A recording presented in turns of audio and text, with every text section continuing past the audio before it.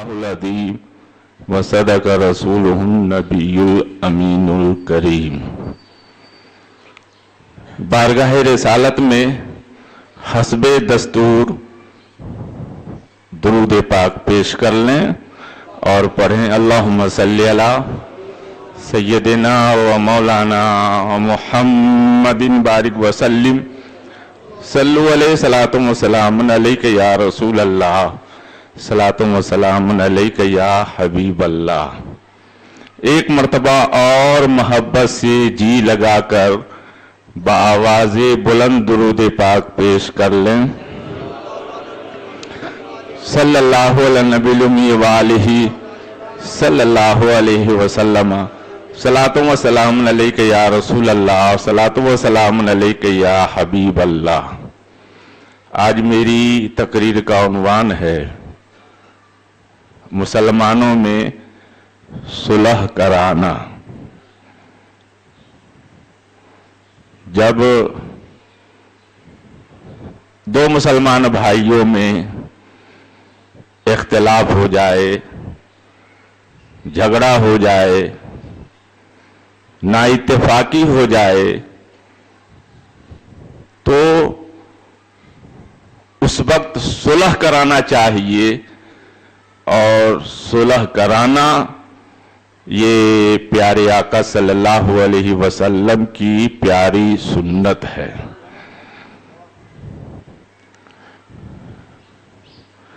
اور یہ صرف پیارے آقا کی سنت ہی نہیں بلکہ خود اللہ عز و جل کی بھی پیاری سنت ہے۔ بس اسی کو آپ کے سامنے بیان کریں گے۔ پہلے آیت کریمہ کا ترجمہ سماعت کریں۔ اللہ تعالیٰ ارشاد فرماتا ہے انما المؤمنون اخوۃ فاصلحوا بین اخویکم واتقوا اللہ لعلکم ترحمون۔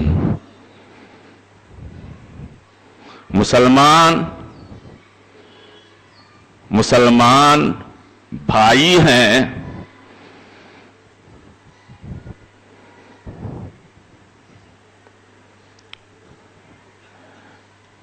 تو آپس میں صلح کرو اور اللہ سے ڈرو، امید ہے کہ اللہ تعالیٰ تم پر رحم فرمائے۔ یہ آیت کریمہ کا ترجمہ ہے۔ اس سے یہ بات معلوم ہوئی کہ جس نے بھی کلمہ پڑھا ہے، جہاں کا بھی ہے، جو بھی ہے، سب آپس میں بھائی ہیں، سب آپس میں بھائی ہیں۔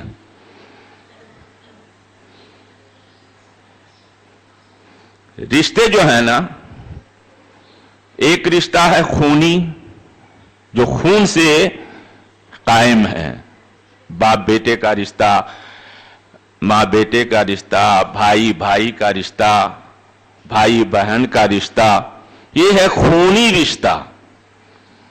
ایک رشتہ ہے سببی رشتہ کہ کسی سبب سے وہ رشتہ قائم ہو جائے، بن جائے، جیسے نکاح کرنے سے، کہ جب نکاح کوئی کسی سے کرتا ہے تو شوہر اور بیوی کا رشتہ بن جاتا ہے، تو یہ ہے سببی رشتہ۔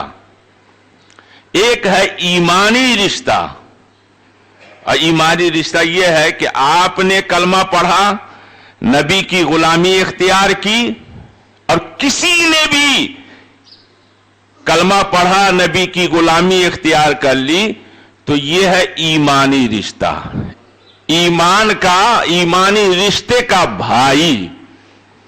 اب علماء فرماتے ہیں کہ یہ تینوں رشتوں میں سب سے مضبوط رشتہ ایمانی رشتے کا ہے، ایمانی رشتہ ہے۔ کیسے؟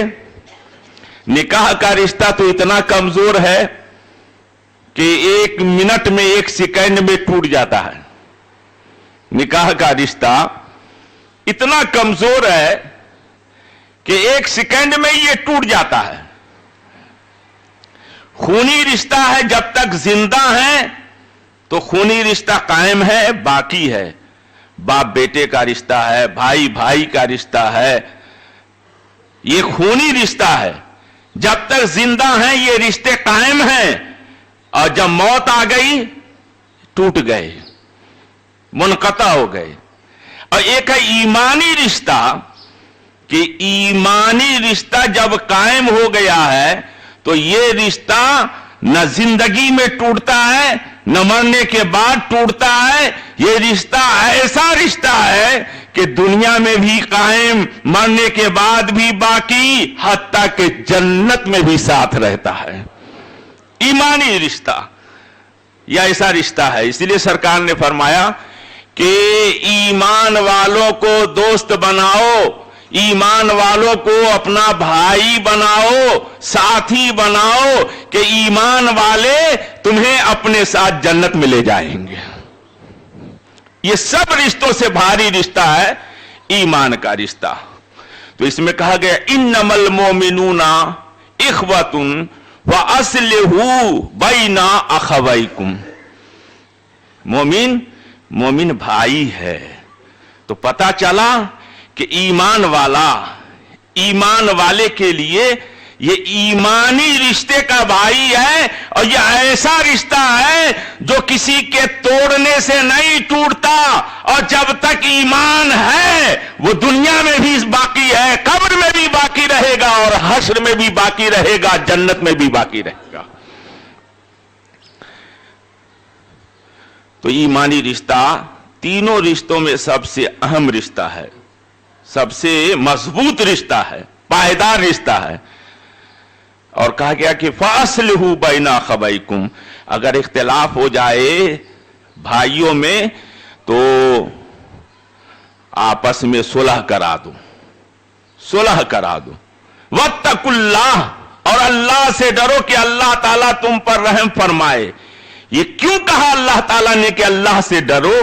اس لیے کہ تقوی رہے گا، پرہیزگاری اگر رہے گی تو تقوی اور پرہیزگاری کی وجہ سے کبھی اختلاف نہیں پیدا ہوگا، بلکہ تقوی اور پرہیزگاری کا تقاضا یہ ہے کہ محبت بھی قائم رہے گی، محبت بھی باقی رہے گی.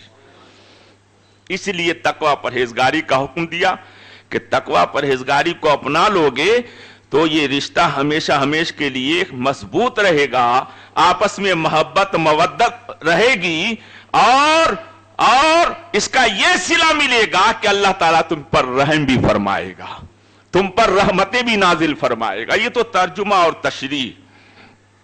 اب سنیے ایک جگہ اور آیت کریمہ ہے وَإِن طَائِفَتَانِ مِنَ الْمُؤْمِنِينَ اقْتَتَلُوا فَأَصْلِحُوا بَيْنَهُمَا.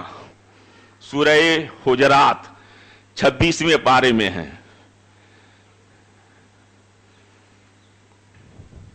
وَإِن طَائِفَتَانِ مِنَ الْمُؤْمِنِينَ اقْتَتَلُوا، کہ اگر مسلمانوں کے دو گروہ میں جھگڑا ہو جائے تو دونوں میں صلح کرا دو، صلح کرا دو. یہ آیت کب نازل ہوئی؟ آپ نے سنا بھی ہے، پہلے بھی سنا ہے، لیکن صلح کی بات آئی ہے اسی لیے میں نے پھر اسی آیت کو دوبارہ میں نے پڑھی ہے، اور میں اس کا شان نزول بھی سنا رہا ہوں. اللہ کے رسول صلی اللہ علیہ وسلم اپنے دراز گوش کھچر پر گدے پر سوار ہو کر تشریف لیے جا رہے تھے. انصار کے قبیلے انصار کے پاس سے آپ کا گزر ہوا. انصاری لوگ وہاں پہ بیٹھے ہوئے تھے. سرکار نے کچھ دیر توقف فرمایا، ٹھہر گئے، اور جب ٹھہر گئے تھوڑی دیر تو آپ کے دراز گوش نے پیشاب کر دیا. پیشاب جب کر دیا تو عبداللہ ابن ابی، نفاق کھلا نہیں تھا لیکن منافق تھا، اس کا نفاق سب کو معلوم تھا، لیکن حکم الہی نہیں تھا کہ اس کے نفاق کا اعلان کر دو اے محبوب، لیکن تھا منافق. منافق کو سب جان جاتے ہیں، کہے چاہے نہیں کہے لوگ جان جاتے ہیں. वो तो मुनाफिक फिल अकीदा था, एक होता मुनाफिक फिल अमल, यानी अमल के एतबार से मुनाफिक। उसको भी लोग जानते हैं, ऐसे लोगों को जानते हैं कि ये मुनाफिक आदमी है, तुम्हारे सामने तुम्हारे साथ, हमारे सामने हमारे साथ, ये मुनाफिक फिल अमल है। तो ऐसे लोगों को भी लोग जान जाते हैं, हक़ों को भी जान जाते हैं कि ये हक वाला बोलने वाला है, ये सच बोलने वाला है।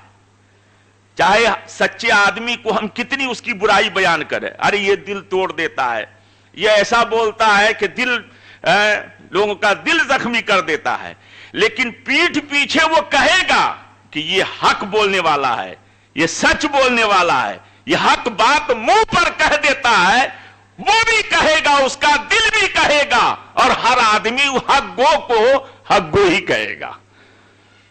हक में अल्लाह ताला ने ये कुव्वत और ताकत दी है कि हक गालिब रहता है और हक के सामने ना हक मरूब रहा करता है, मरूब हो जाता है। तो अब्दुल्ला बिन उबई के बारे में सबको मालूम था, लेकिन सरकार को हुक्म नहीं था कि इसको अभी बाहर करो। और जब वक्त आया तो रब का हुक्म हुआ तो अल्लाह के रसूल ने जुमा के दिन मिंबर पर से फरमाया, उठ ए इब्ने उबई, तू मुनाफिक है, निकल जा मस्जिद से बाहर। जितने भी मुनाफिकीन थे नाम ले लेकर अल्लाह के रसूल ने मस्जिद से बाहर कर दिया। तो अभी निफाक जाहिर करने का हुक्म नहीं था, लेकिन क्या किया, दराज गोश ने जब पेशाब कर दिया तो अब्दुल्लाह बिन इब्ने उबई ने अपनी नाक बंद कर ली, नाक बंद कर ली कि बदबू आ रही है। वहीं पर सहाबी रसूल हजरत अब्दुल्लाह बिन रवाहा मौजूद थे। सुभान अल्लाह। बस यही कुफ्र और ईमान का मिजाज समझ लीजिए। मोहब्बत रसूल अदावत रसूल में फर्क करने की कसौटी को जान लीजिए। नाक बंद कर ली अब्दुल्लाह बिन उबई ने, तो आशिक रसूल, मुहिब्बे रसूल, जानिसाराने रसूल में से हज़रत अब्दुल्लाह बिन रवाहा ने क्या जवाब दिया, ओ इब्ने उबई, अरे तेरे मुश्क की खुशबू से ज्यादा खुशबूदार मेरे अल्लाह के नबी के खच्चर का पेशाब है। तू मुंह बंद करता है, नाक बंद करता है, मेरे नबी के दराज गोश का पेशाब तेरे मुश्क की खुशबू से भी ज्यादा खुशबूदार है। सुभान अल्लाह। सरकार तशरीफ ले गए और दोनों में बाता बाती इतनी बढ़ गई कि लड़ने पर आमादा हो गए। अब दोनों के गिरोह, उसके गिरोह के लोग भी आ गए, इनकी जमात के भी लोग आ गए, और दोनों में गुत्थम गुत्था हाथापाई हुई। मेरे आका को इल्म हुआ, सरकार दराजगोश पर तशरीफ वापस लाए, और लाने के बाद दोनों बिरादरियों में सुलह सफाई फरमा दी, सुलह सफाई कर दी। तब यह आयत करीमा नाजिल हुई, वइन ताइफताने मिनल मुमिनीन इक्ततलू फास्लिहू बैनहुमा। जब मुसलमानों के दो गिरोह में अगर इख्तिलाफ हो जाए तो ए महबूब दोनों में सुलह करा दो, है ना। तब यह आयत करीमा नाजिल हुई। अच्छा, एक बात सुनिए, मैंने ये जुमला कहा ना कि अल्लाह ताला भी कयामत के दिन सुलह फरमाएगा। पहले एक बात सुन लीजिए, आज बहुत से लोग हैं, हम भी हैं नबी के नाम लेवा, नबी के उम्मती, और हम भी ये दावा करते हैं, आप भी ये दावा करते हैं कि हम नबी से मोहब्बत करते हैं, और जो लोग हमारे अकीदे के खिलाफ हैं वो भी ये दावा करते हैं हम नबी के उम्मती हैं, हम नबी से मोहब्बत करने वाले हैं, हम नबी का कलमा पढ़ने वाले हैं। तो अब सच्चा कौन है, सच्चा कौन है अपने दावे में, तो उसके लिए एक फार्मूला अपनी निगाहों के सामने रखिए कि जो नबी की जात में और नबी की निस्बत रखने वाली चीज में ऐब ना देखे, ऐब ना सुने, वो अपने दावे मोहब्बत रसूल में सच्चा है। और जो ऐब निकाले, جو نقص نکالے, جو خامیاں بیان کرے, جو خامیاں سن کر خوشی کا اظہار کر لے, سمجھ جاؤ کہ اگرچہ وہ دعوی ایمان محبت رسول کا کرے لیکن وہ اپنے دعوی محبت رسول میں سچا نہیں ہے بلکہ جھوٹا ہے اور منافق ہے. اس لیے ہم آیت پڑھتے ہیں قد جاءکم من اللہ نور, اور ہمارے مخالفین کیا پڑھتے ہیں انما انا بشر مثلکم. ہم تو کہتے ہیں کہ اللہ تعالیٰ نے اپنے محبوب کو نور بنا کر دنیا میں بھیجا, وہ کہتے ہیں ہماری طرح بھائی ہے. اب فرق یہی سے سمجھ لینا, اب فرق یہی سے سمجھ لینا کہ محبت کرنے والا خوبیاں بیان کرتا ہے, محبت رکھنے والا نبی کے اوصاف بیان کرتا ہے, نہ محبت کرنے والا نبی کی عظمتیں بیان کرتا ہے, محبت رکھنے والا نبی کی شان میں اللہ کا جلوہ پاتا ہے. اور جس کے دل میں کھوٹ ہوتی ہے تو وہ عیب والی آیتیں اور باتیں تلاش کرتا ہے. اسی ذہن کو ہمیشہ اسی کسوٹی کو رکھتے ہوئے نبی کے محبت کرنے والوں اور نبی سے نفرت کرنے والوں میں آپ فرق پیدا کر سکتے ہیں. تو ہم اللہ تعالیٰ بھی فیصلہ فرمائے گا, صلح فرمائے گا. کیسے صلح فرمائے گا؟ حدیث پاک ہے, حضرت انس بن مالک رضی اللہ تعالیٰ عنہ صحابی رسول فرماتے ہیں کہ صحابہ اکرام تشریف فرما ہیں کہ ایک مرتبہ مصطفیٰ جان رحمت صلی اللہ علیہ وسلم نے تبسم فرمایا. سبحان اللہ. سرکار اگر مسکرائیں تو اہل ایمان کا ایمان روشن ہو جائے اور اہل ایمان اپنے ایمان میں تازگی محسوس کرنے لگ جائے اگر سرکار کے تبسم کو دیکھ لے. آلائت فرماتے ہیں کہ جس کی تسکین سے روتے ہوئے ہنس پڑے اس تبسم سی عادت پہ لاکھوں سلام, مصطفیٰ جان رحمت پہ لاکھوں سلام, شمع بزم ہدایت پہ لاکھوں سلام. مسکرائے. حضرت عمر فاروق اعظم بیٹھے تھے, عرض کی یا رسول اللہ اس وقت آپ کے تبسم فرمانے کی وجہ کیا, آپ نے کیوں تبسم فرمایا؟ تو میرے آقا نے ارشاد فرمایا قیامت کا دن ہوگا اور دو بندے دونوں زانوں کے بل رب کے حضور گر پڑیں گے. ایک عرض کرے گا بندہ اے اللہ عز و جل اپنے تو اس بندے سے میرا حق دلا, اس نے حق تلفی کی, اس سے میرا حق دلا. دوسرا جو ہوگا جس نے حق مارا ہوگا اس کے پاس کوئی نیکی نہیں ہوگی, حق تو مارا ہی ہوگا لیکن نیکی ایک بھی نہیں ہوگی. تو اللہ تعالیٰ فرمائے گا مظلوم سے جو حق کا مطالبہ کرے گا اس سے فرمائے گا اے بندے اس کے پاس تو کوئی نیکی ہے ہی نہیں, تو اب یہ کیا کون سی نیکی دے گا؟ وہاں تو زمین نہیں ہوگی, جائیداد نہیں ہوگی, روپیے نہیں ہوں گے, پیسے نہیں ہوں گے کہ حق دیے جائیں, تو وہاں نیکیاں ہی تو دی جائے گی, اور نیکیاں بھی نہ ہوں تو یہ کیا دے گا؟ اللہ تعالیٰ فرمائے گا نیکیاں اس کے پاس نہیں ہے تو اب یہ تجھے کیا دے؟ تو وہ بندہ عرض کرے گا جس کا حق مارا گیا ہوگا, وہ کہے گا اے پروردگار تو میرے گناہی کو اس پر لاد دے, میرے جو گناہ ہیں یہ گناہی کو اس کے اوپر لاد دے, مجھے گناہ سے پاک فرما دے. پیارے آقا صلی اللہ علیہ وسلم یہ بیان فرما کر رونے لگے, چشمان مصطفیٰ سے آنسو جاری ہو گئے, رونے لگ گئے. ان کی مہک نے دل کے غنچے کھلا دیے ہیں, جس راہ چل دیے ہیں کوچے بسا دیے ہیں. اللہ کیا جہنم اب بھی نہ سرد ہوگا, رو رو کے مصطفیٰ نے دریا بہا دیے. تو آنسو جاری ہوئے. تو حضرت عمر نے عرض کی یا رسول اللہ اب کیوں رونے لگ گئے؟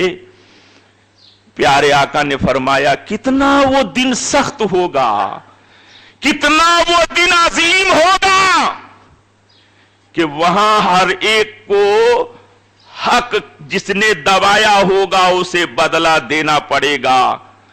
अगर नेकियां हैं तो नेकियां देनी पड़ेगी, और नेकियां नहीं है तो मजलूम के गुनाह उसके ऊपर रख दिए जाएंगे। कितना वो दिन अजीम और सख्त होगा, इसीलिए मैं रो रहा हूं। फिर अल्लाह के रसूल ने इरशाद फरमाया कि अल्लाह ताला उस बंदे से, मजलूम से, जिसका हक दबाया होगा जालिम ने, मजलूम से फरमाएगा ये देखो तुम्हारे सामने क्या है। तो वो देखेगा तो बड़े बड़े सोने के हसीन और जमील शहर, बड़े बड़े आलीशान सोने के महल्लात उसे नजर आएंगे जो हीरे जवाहरात से बने हुए होंगे। तो वो देखकर कहा देखा तुमने क्या नजर आ रहा है? अर्ज की मौला सोने के बड़े बड़े शहर, सोने के बड़े बड़े महल्लात, हीरे जवाहरात से बने हुए ये महल मुझे नजर दिख रहे हैं। ए मौला क्या ये शहर, क्या ये महल तूने अपने पैगंबरों के लिए बनाया, या सिद्दीकों के लिए बनाया, या शहीदों के लिए बनाया? किसके लिए ये बनाया है? तो अल्लाह ताला फरमाएगा जो इनकी कीमत अदा कर देगा ये उनके लिए बनाया है, उनके लिए बनाया है। तो वो बंदा अर्ज करेगा मौला इनकी कीमत भला कौन अदा कर सकता है? किसके पास इनकी कीमत अदा करने के लिए इतना सरमाया होगा जो इसकी कीमत अदा कर सके?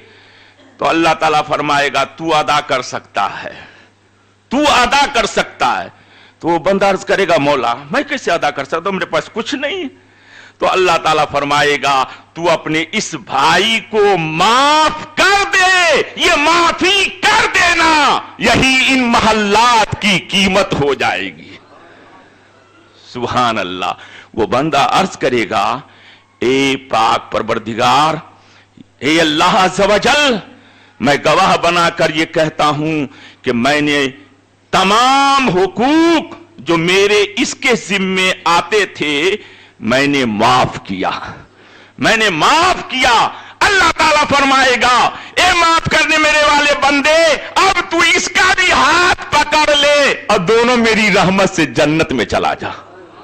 दोनों जन्नत में दाखिल होंगे।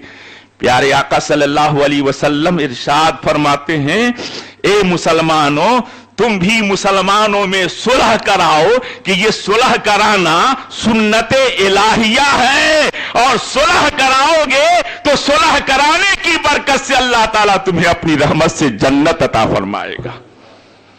तो सुलह सफाई कराना चाहिए।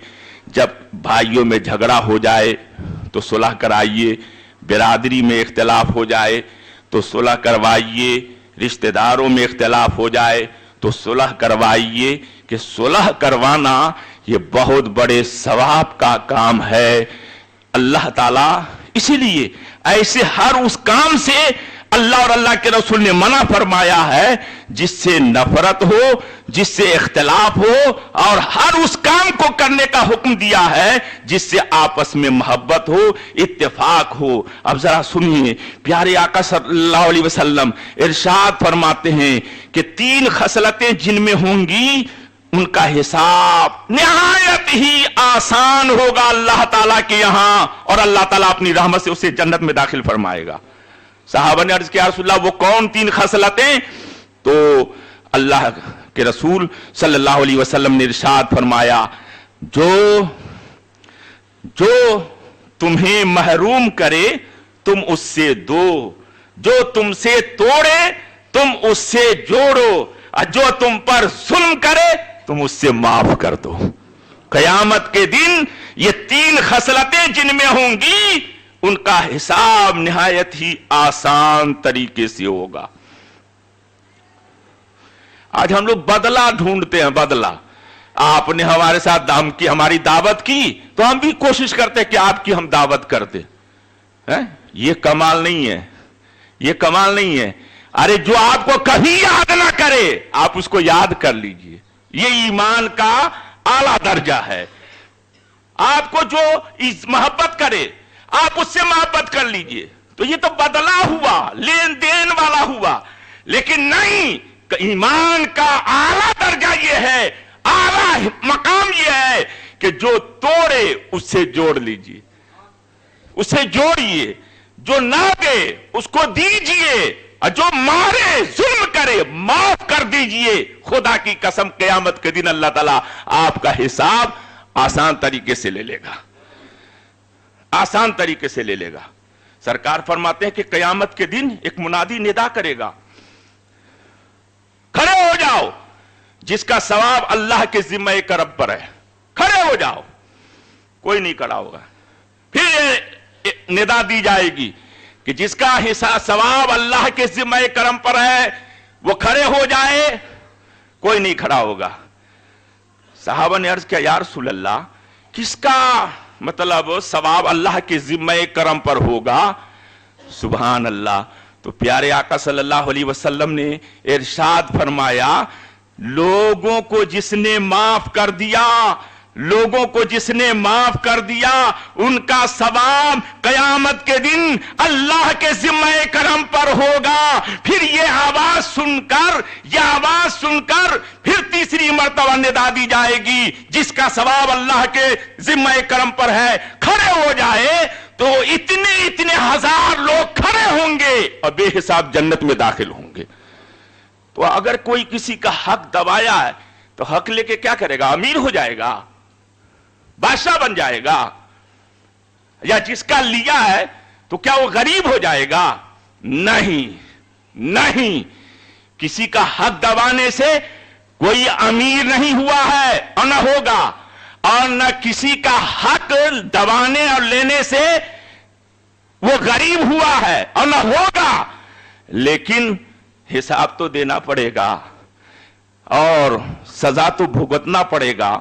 इसलिए मुसलमानों, कोशिश ये हम करें कि हम ना किसी का हक मारें, ना हम किसी का हक दबाएं और न हम रिश्ता तोड़ें।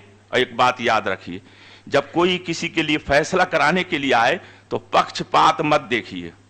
हाँ, आज तुम लोग क्या कि जिसका पलड़ा भारी उसी की तरफ बोलने लग जाते हैं, उसी की तरफ बोलने लग जाते हैं। नहीं, ये नहीं देखिए, ये देखिए कि हक किधर है, हक पर कौन है, सच्चाई पर कौन है। आप हक जानते हुए हक फैसला दे देंगे तो खुदा की कसम दुनिया में रहेंगे तो जिहाद का सवाब मिलेगा, और मर जाएंगे तो शहीदों के साथ आपका हश्र होगा। ये काम कीजिए और माफ करने वाला बनिए ना, माफ करने वाला। जुर्म जितना कोई करता चला जाए, आप माफ करते चले जाएंगे तो इंशाअल्लाह आपकी इज्जत बढ़ती चली जाएगी, आपका दर्जा बुलंद होता चला जाएगा। इमाम आजम को किसी ने एक तमाचा लगाया, हमारे इमाम को किसी ने तमाचा लगा दिया था, लेकिन इमाम आजम ने कहा मैं चाहूं तो बदला ले सकता हूं, मैं चाहूं तो हाकिम के पास ले जाकर मुकदमा दायर कर सकता हूं, सजा दिलवा सकता हूं, लेकिन न मैं मारूंगा, न मैं बदला लूंगा, न मैं हाकिम के पास ले जाऊंगा। और कल कयामत के दिन अल्लाह ताला भी अगर मुझे जन्नत में जाने का इख्तियार दे दे तो मैं तुझे अपने साथ पहले जन्नत में ले जाऊंगा। यह है माफ करने का। तो सुलह सफाई कीजिए, है ना। दुनिया फानी है, जिसने हक मारा है कितना बड़ा गुनाह है। जिसने किसी का एक बालिश्त अगर जमीन दबा लिया तो सातों तबक जमीन का तौक उसके गले में डाल दिया जाएगा मैदान महशर में। लोग जान लेंगे कि यह जमीन दबाने वाला है, हक मारने वाला है।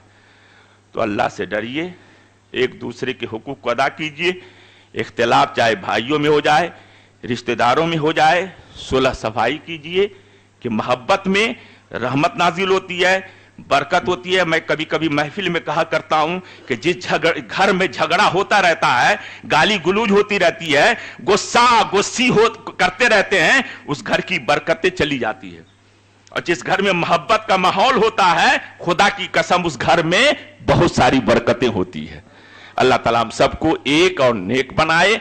झगड़ा हो जाए तो इख्तिलाफ और सुलह कराने की सच्ची तौफीक अता फरमाए, और اور ایک دوسرے کی حق تلفی سے بھی پروردگار ہم سب کو بچنے کی سچی توفیق